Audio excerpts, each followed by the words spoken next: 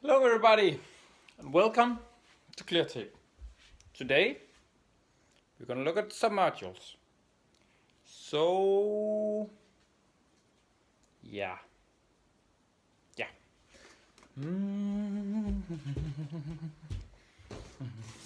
So I'm find some modules, electronic modules, gonna line them up, and we're gonna talk a bit about a specific component and we're going to talk about quality of products, because often you can see big electronics with shitty components. So they can be big and cheap, or they can be very tiny and very high quality. And I think the best example of that is with cell phones. That they are really tiny compared to what's inside of them. They are so tiny, but quality, and it's crazy expensive. But it all has a reason. Oh, sorry. We got to get something heavy to get you started on. That's about it. Oh, and you can see the table as well. Can you see this? Yes. So let's get out some modules.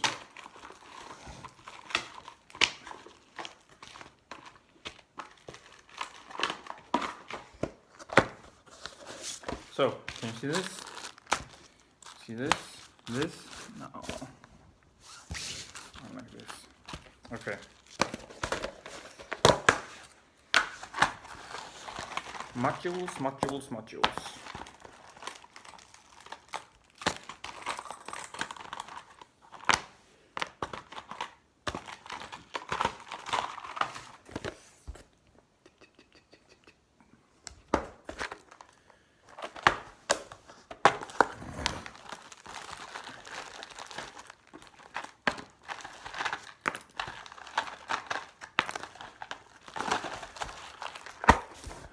So, a module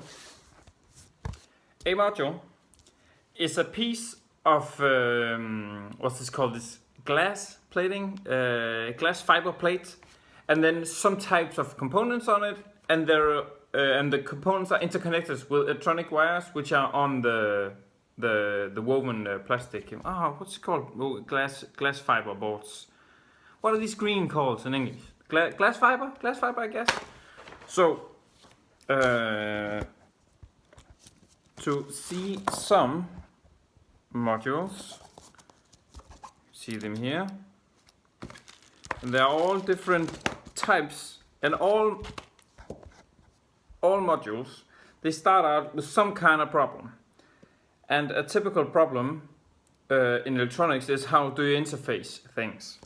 So, for instance, if I have some kind of a device I'm constructing and I want to be able to charge it, and whenever I charge it, you have to get some kind of plug to plug it in. So the terminals between a USB cable and whatever device you're making, there has to be a connection between the tiny connectors on a USB cable, or in this case a lightning connector. So you see that the tiny connections, those has to be connected to something bulky, something big, some terminals or some stuff. So you can get a module that has done the interface for you. So if you look at this module right here, if it wants to focus, this is USB. The purpose of this module is to connect a USB socket to how many are the five terminals in the USB socket. So this module, the only purpose of this module is to get an easy connection between this type of connector and this type of connector, because this is very good for soldering and interconnecting things with wires. This is excellent. But if you just have a normal USB cable, you get this module, so you can click the USB in, and then you have 5 volts or whatever you want, a DC connection or whatever you want to your application. So the difference in quality of components, I have a small example. In electronics, you're often using coils, electric coils. And for those of you who don't know what a coil is, one moment. a coil, if you just say a coil in electronics, an inductor, but the real word is actually coil. Calling it an inductor is more like the physics term for it, but a coil is just more like, coil is the general description. Okay, so a coil is that you take a piece of iron. This is not iron. I don't have a piece of iron, but a nail, you know, basic nail. Okay, so you take something made of iron, you take wire, whatever wire you have, you know, this is a copper wire, and you untangle it like this,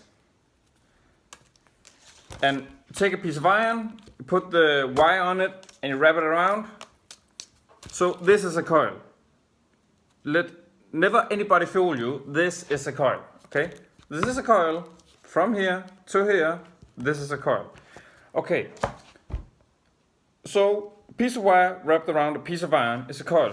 Not specifically iron, but something that has electromagnetic properties. And iron has a really strong electromagnetic property.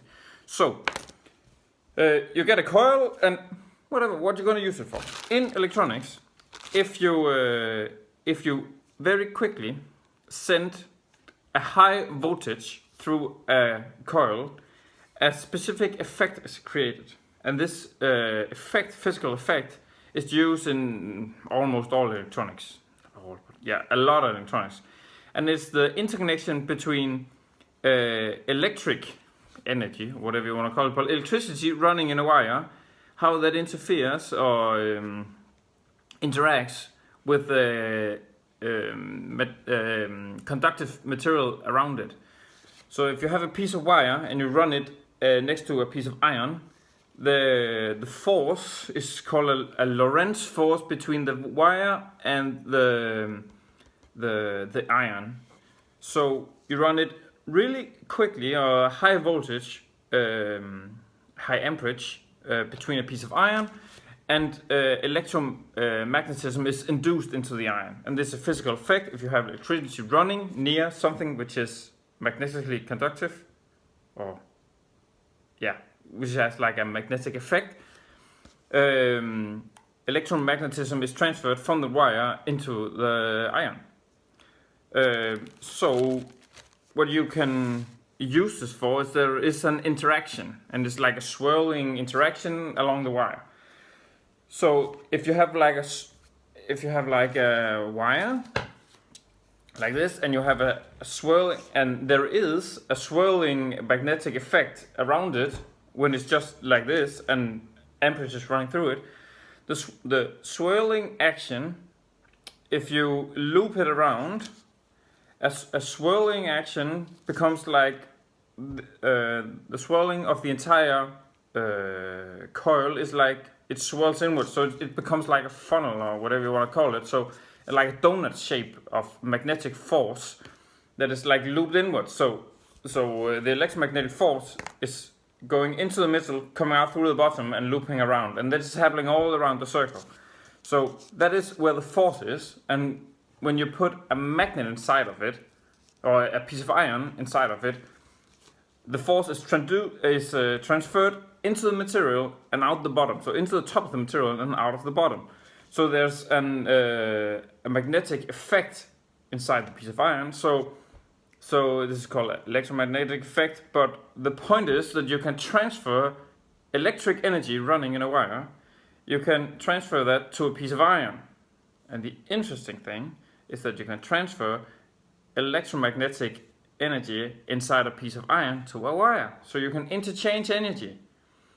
Normally there's a loss, but this effect can be used very carefully to get a quite high efficiency around exchanging energy from the electrical wire to the iron. So you can begin to talk about quality in coils or electric coils. You can start to talk about quality because how good is the transfer and what are you trying to do?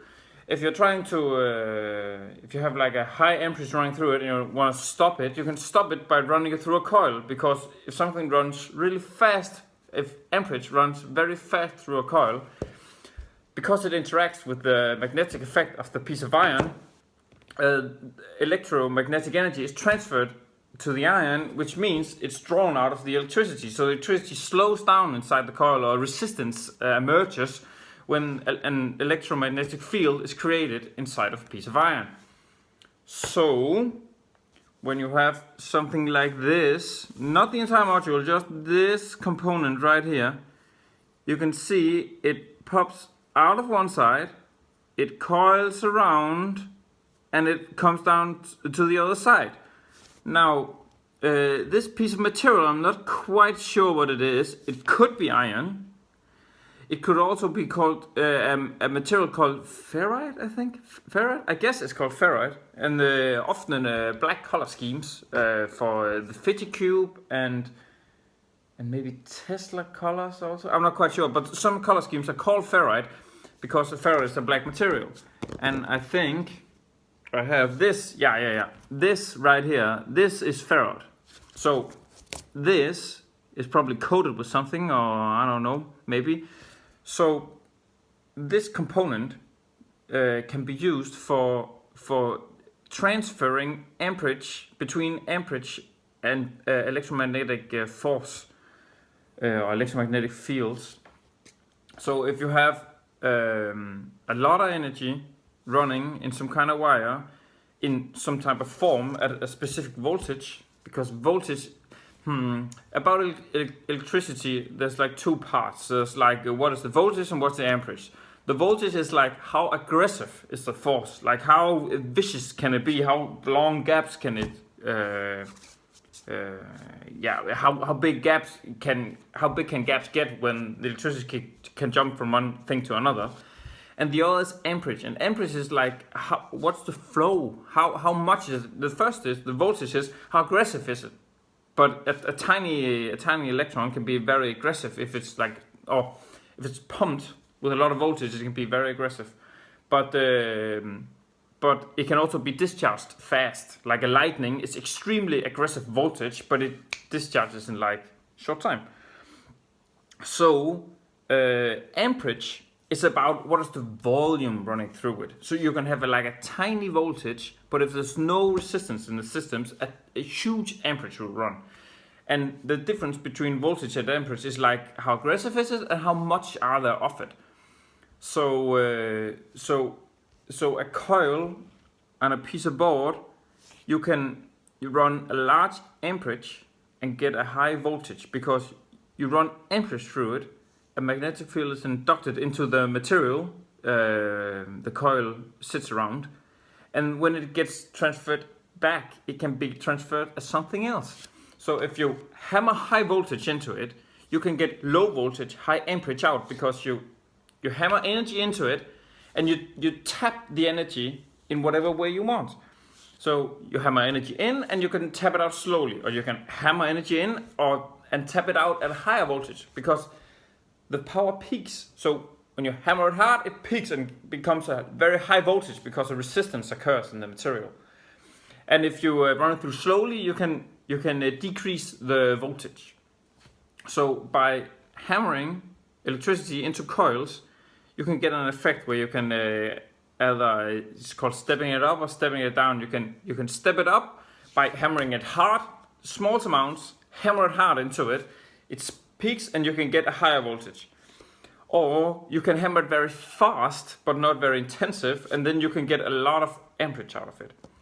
So this is a coil, but there's a lot of air around it. The material is maybe not as conductive as it could have been, and you can almost see the air underneath it. So a lot of waste can occur about this because the distances are too far, because the energy is right around the wire, the field is right around the wire, and it's not like tapped properly. So this is a very low quality coil. Okay, if we take a coil that is maybe of a bit higher quality, you can see something like this. Actually, the wire is attached, and this one side, it runs around inside the medium. Inside of it, there's like a groove inside of here. so it runs around inside of it and comes out the other side, and that's all there is to it. This is like this ferrite material, and the material of the ferrite is all around the wire. So the wire is like snugged tightly in here. So because of that, the efficiency of this is higher than this. But you can see the thickness of this wire. This is very thick wire. A large amperage can run through this, and only a smaller amperages can be run through this. So this is like a higher amperage system, but less efficient. And this is like a lower amperage system, but it's more efficient. Okay. So when you're stepping up and stepping down voltages, with the difference in like you can hammer it hard and take something out which is even higher, or you can like do it very fast and get something out that has a high amperage. Because you're doing it very fast when you want high amperage, when you're doing it fast, a frequency occurs, because if you're doing something like 1,000 times a second or like 20,000 times a second, you can almost hear it, or you can hear it, because the wires, whenever they are hammered with energy, they tighten up because the force interacts with the medium around it. So it doesn't really matter which direction they jiggle in, but the tightening up of the wires when they interact with their surroundings, the ferrite material in the surroundings, means that they vibrate in the frequency. So when you step up and you step down, you do it at a frequency. So whatever the frequency is, if it's inside the human ear's range, you can hear it. So you can hear the or the, and low quality electronics or very high power high-end electronics, you can hear a specific tone, and the tone is the frequency which the power is being transferred between different properties. So for instance, this one, if you run high amperage through it, you will be able to hear it. But even when you go in a Tesla Model S, if you're really flooring it and you're listening very carefully, you can hear there's a tone like a tone that is not from the wheels, it's not from the engine. It's actually from the frequency, the power converter that converts the DC power from the huge battery in the vehicle to the AC running around the engines. So the tone you hear, like, is actually the transformer, or these pieces of electronics. Not these are cheap China products, but the same components, but a very higher quality, is present in any energy converter. And if you have ever seen the Batman, I'm not quite sure if it's Batman Begins or Dark Knight Rises, but when he rides the motorcycle, you can hear a specific tone, like when he rides the electric motorcycle. That is actually the actual sound of the Tesla Roadster accelerating up and accelerating down, and that's actually because it's a very futuristic voice or sound. Yeah. So and because they vibrate, those wires, because they are used at a very high frequency. So okay, this is very low quality but high amperage. So the purpose is different, but this is low quality because it's inefficient. Okay, a bit higher, you have like a groove and you put the wire inside the medium. So now the wire interacts with all of its surroundings. But if you step it up one bite more, you can see this is almost the same. It's almost the same. The terminals are in the bottom, but it doesn't really matter. But if you look very closely, you can see that the gaps are filled out. You can either fill them out with wax, or I think this is epoxy. But wax is better because it dampens whenever the wires are vibrating. It dampens out it dampens out the vibrations of the wire. So very nice. This is quite nice for something of China. This is quite nice. Yeah, and it's when you get into like a medium level electronics, they are like made with this. But just to be curious, I bought some quite expensive ones, and they have some different coils on them. And the fun thing about these are, first of all, These were quite expensive. I'm not sure if it was a scam or not, but quite expensive. But you can see, I don't know if you can see that, but these are actually entirely encapsulated. So the entire wire and everything that's inside of it is totally closed off. They could maybe be on the bottom, but this is like an entirely closed thing. Okay, so this is higher quality still because efficiency is higher and the wire is completely surrounded by this, and no electromagnetic effect from the outside can enter this. So very nice quality. Okay. Let's see. Okay, last time we talked a bit about batteries.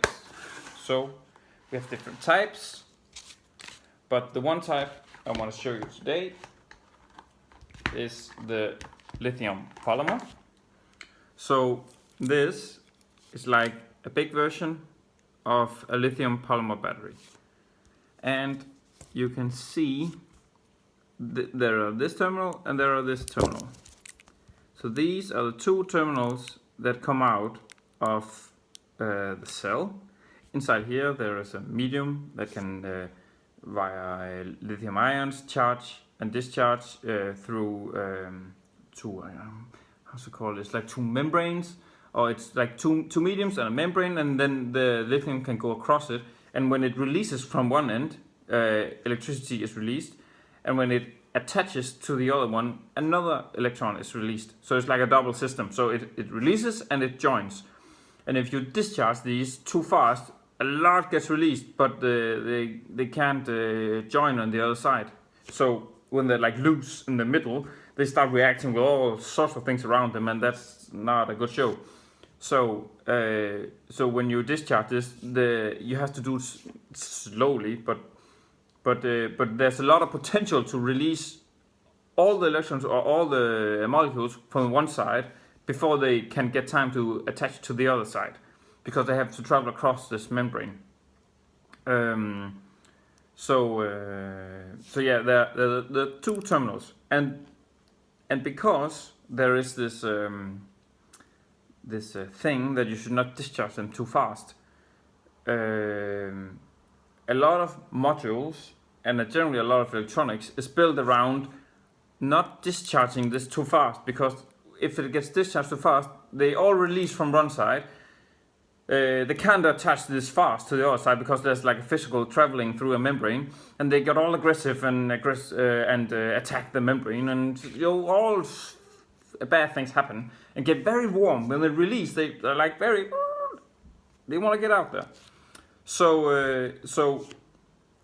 the thing goes that do not release energy too fast out of these batteries, and do not put it into these batteries too fast. Because if you put it in, it's like the same show but backwards. It's like when you put electricity into it, the second membrane releases, the second medium releases the ions. They go through the membrane and they attach to the other side as long as there is a potential electric potential between the two. So it's the same story. Like if you discharge it too fast, it releases from the first side, attached to the second. If you charge it too fast, they discharge from the second side through the membrane to the first one too fast, and whenever they are charged in this middle state, they get all aggressive and attack everything around them. So you have two poles. Okay. So that is, and this is as raw as it gets. This is a raw cell. Nothing can get more raw than this. This is only the medium to store the electricity. But it's dangerous because it's very easy to get this wrong. To discharge it too fast and to charge it too fast. Okay. So this is also a cell. It's bought at the same place, eBay. If you want this cell on eBay, it is called 20161 227, and that's the dimensions of it.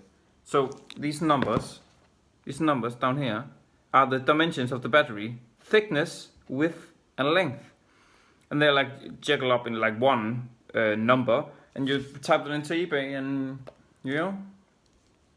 just buy it there.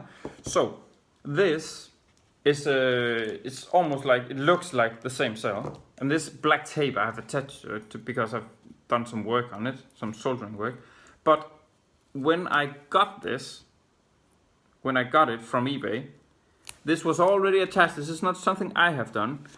But if you see, there's like a tiny green glass fiber board. And if you look underneath it, you can see there are two components. Two components. Okay, these components, okay, these are they are almost like the cheapest batteries you can buy in the world on eBay. And even these come with a module that has like a discharge protection and an overcharge protection. So this inside of here, which when you just see it, it looks like a normal battery. But actually this is a battery system because it has modules. It has a module on it that protects the battery, okay? So even the cheap batteries or batteries bought like for a raw thing on eBay, like a raw cell, still has this battery protection on it. The pure form of that module is... Do I have one? Do I have one? Because they're so... When you get into this, you start buying the cheap modules, and then you upgrade it, and then you find out, okay, there's another module that can do a lot more. And then there's a cheaper, better module that can do even more. But, oh, we got lucky. This... no, this is not it. Where is it? Don't I have one?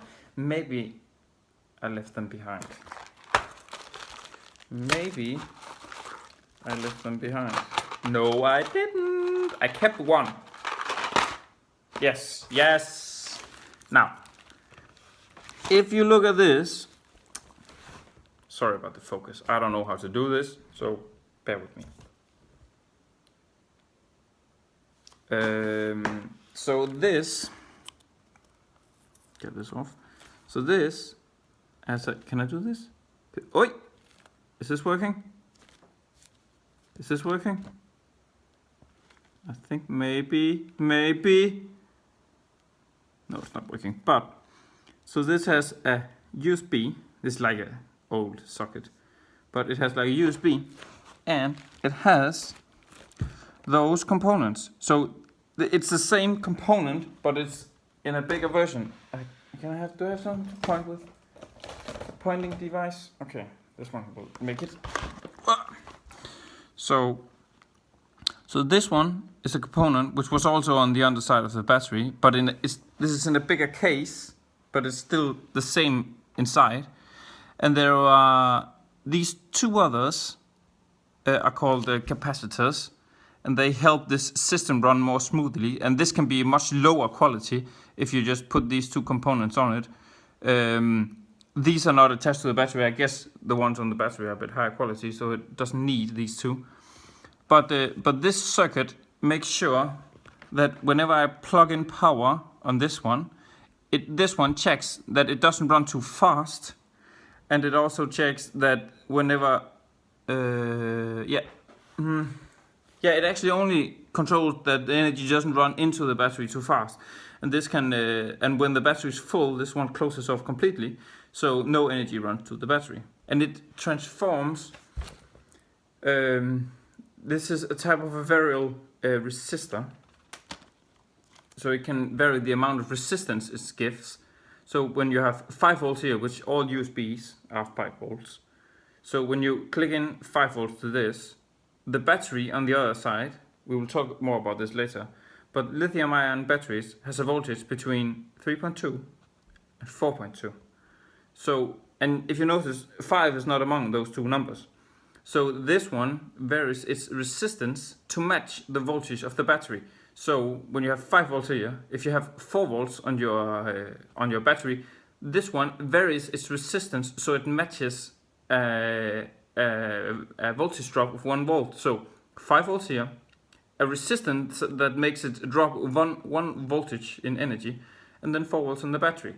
So a reason this is very, very low quality is because the excess energy is just burned off. So this component gets really hot. So whenever you charge it, whatever distance there is from 5 volts to whatever the battery is, it can be as low as 3.2, even lower, but 3.2 is like low but still healthy. So this burns off the rest of the energy. So this is like a low quality solution because you want efficiency, obviously. So you don't just burn off energy just because you don't like it. You transform energy, but you don't just burn it off. So this one gets very hot.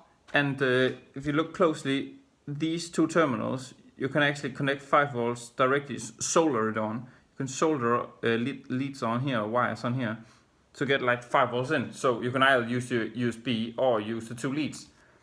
But this is very low quality because it just burns it off. The philosophy of the component on here is very bad because the philosophy is okay, we have 5 volts, we need a lower one, 3.2 or whatever. And what is the solution? Let's just burn it off. It's like stupid, but still it works. So if you try it in any other way to charge this battery by doing some kind of manual operation, okay, that would be stupid because it would be difficult and you almost can't control the amperage because you have to constantly adjust it to whatever the battery is. Whole through the cycle, the voltage has to be adjusted. So exactly only 1 amp gets into the battery at any one time. So this can do the job, but the technique it uses is like a cheap, inefficient solution. So if you take another component or another board, I should say, I guess this will work. Or what about this? Okay, so this. I don't think I'm gonna explain about how this module works. What you need to know is that power comes in here, it gets transformed at a much higher efficiency. It doesn't burn it off, it transforms it. There's a loss in transforming energy from one type to another, one voltage to another, 1 amperage to another, and they are always interconnected. But this one does not just burn it off, it takes it in, transforms it, there's a loss, a small loss, and then sends out the voltage at the correct level. So this one has like a philosophy of transforming voltage to whatever you need and not just burning it off, which this one does. So this is made for a much higher amperage to handle much more power. That's why there are all these heat sinks and stuff on it. But whenever you have power on here, you can put from, I think it's from 2 volts up to 40 volts. You can put into one side, and you get your tool. And you stuff it onto here. There's like this small turning thing, and whenever you turn this, this knob here, it regulates the voltage inside of this blue thing. And this is the reference for the electronics which are underneath this one. It is the reference to the other components is to what the voltage should be out here. So whatever comes in here, the system looks to whatever this says. If this says 5 volts, 3.2 or whatever, and then it outputs it here. So whenever you turn this one regulates up and down. And last time I told you about another component on this one. This is the power bank from last time, or the power module, or whatever you want to call it. And you see this one has 3 knobs. So one of these knobs, I can't remember which order they're in, but one of these knobs is what should the voltage be on the outside. The next one is what is the amperage that should run, and the second one is when should I indicate that I'm finished. So that's why there's tuning involved in this. I'm waiting for amp meter. So that the voltage is easy. I can do that with my normal. It's called a multimeter. Let's see here. So this is a multimeter. They have many sizes. This is a small one, the smallest one I've got because it can be like in my tools. So, but because it's small, this cannot handle large currents. And large currents of energy is like a form of electricity. Like we have like voltage and amperage, and this one handles any type of voltage, but not amperage, because amperage is like how much flow is there, and a larger flow of electricity needs bigger wires, and there's clearly small wires in this.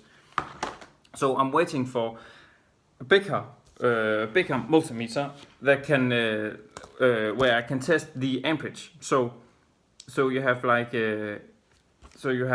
change the voltage of whatever you need, change what amperage your system should be. It's like if you turn all around here, like it's like 3 amps, like big system, big cell, it runs a large amount, like 3 amps make these look small, yeah? And like the tester is like 1500 amps or something crazy. It's like wires like, not like this, but like really huge wires. And the last one is an indicator. Here at the end, there are 3 LEDs. Can do this, can do this, can do this, no. So there are 3 LEDs. One is like the maximum amperage is running. The next one is like there's power to the system, and the last one is it finished? Like what is the voltage of the battery now? So that's why tuning is involved, and I'm waiting for some specific multimeter that can measure large amperage. Yeah, I think it was like a taste of a bit of module, a bit of electronics talk. I will continue this, but I think this was enough for today. Thank you for watching, and have a nice day.